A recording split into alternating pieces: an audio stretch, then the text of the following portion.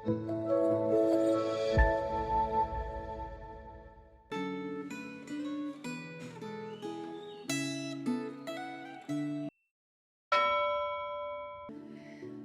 saudara-saudara yang terkasih dalam Tuhan.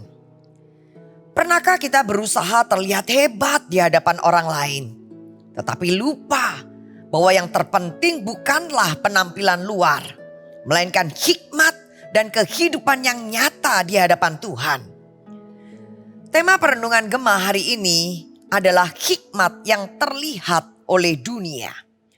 Sebuah perenungan yang menolong kita memahami bahwa hikmat sejati dari Tuhan bukan hanya terlihat dari perkataan, tetapi juga nyata dalam kehidupan yang teratur, karakter yang benar, dan menjadi kesaksian bagi orang lain. Namun sebelumnya, mari kita berdoa. Ya Tuhan, sumber segala hikmat, kami datang kepadamu dengan kerinduan untuk belajar hidup berhikmat. Bukalah hati dan pikiran kami, agar kami tidak hanya memahami firman-Mu, tetapi juga melakukannya dalam kehidupan hari lepas hari. Di dalam nama Tuhan Yesus Kristus kami berdoa. Amin. Kitab 2 Tawarik pasal yang ke-9 ayat 1 sampai ayatnya yang ke-8.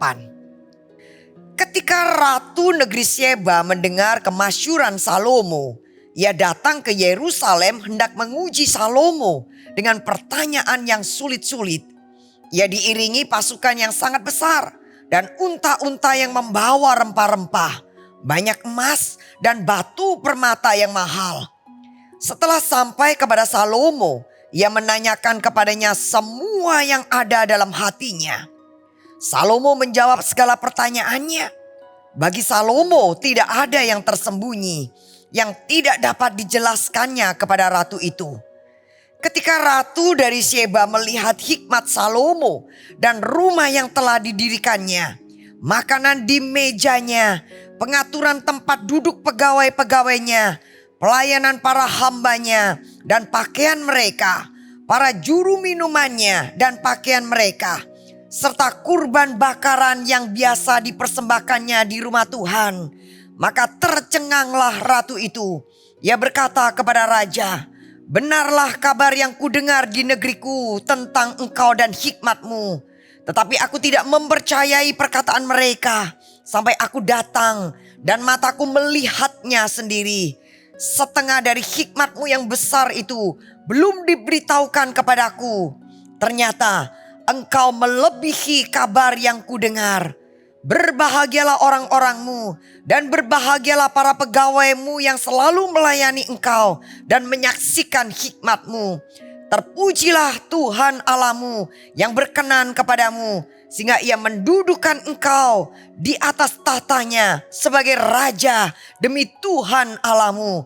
Karena Allahmu mengasihi Israel, ia menetapkan mereka untuk selama-lamanya dan menjadikan engkau raja atas mereka untuk melakukan keadilan dan kebenaran." Zaman saat kita hidup sekarang ini mendorong manusia untuk terlihat hebat dan sempurna. Secara khusus di media sosial.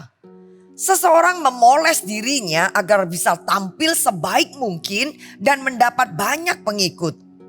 Makin banyak pengikut berarti makin terkenal dan makin dihormati. Sayangnya, yang terlihat itu hanya kemasan, bukan kondisi yang sesungguhnya. Popularitas seperti itu berbeda dengan popularitas Raja Salomo. Dalam bacaan Alkitab hari ini, dituliskan bahwa Ratu Syeba mungkin berasal dari Yaman. Tetapi ada pula yang mengaitkan dengan Ethiopia.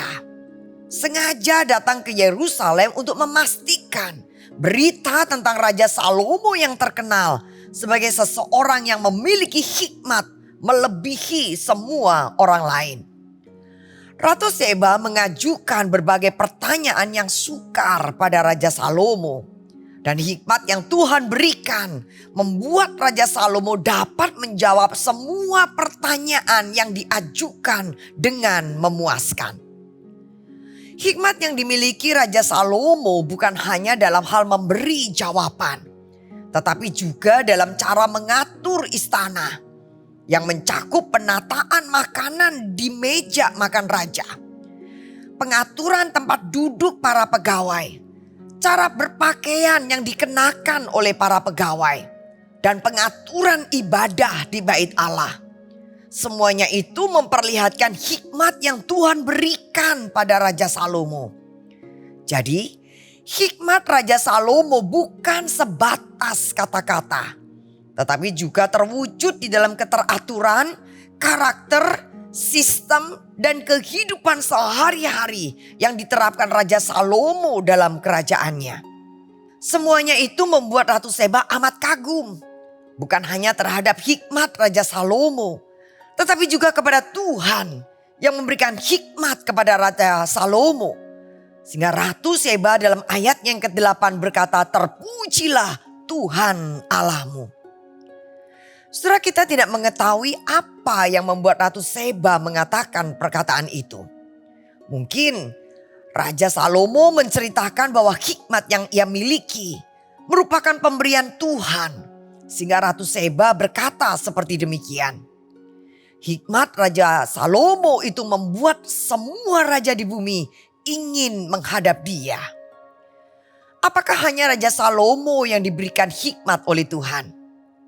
Yakobus 1 ayat 5 menjelaskan bahwa bila kita kekurangan hikmat, kita bisa meminta hikmat kepada Tuhan.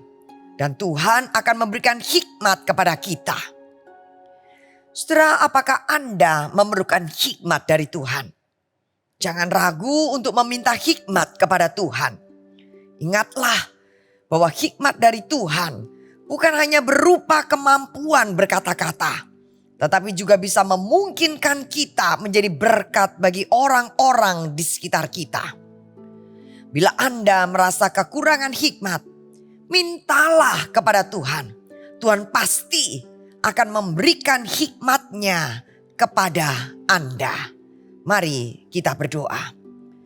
Kami bersyukur ya Tuhan, karena Engkau adalah sumber segala hikmat. Ampunilah kami jika kami lebih mengejar penampilan luar daripada kehidupan yang berkenan kepadamu. Ajarlah kami ya Tuhan hidup dalam hikmat-Mu, sehingga melalui hidup kami nama-Mu dimuliakan dan orang lain boleh melihat karya-Mu. Di dalam nama Tuhan Yesus Kristus kami berdoa. Amin. Tuhan memberkati.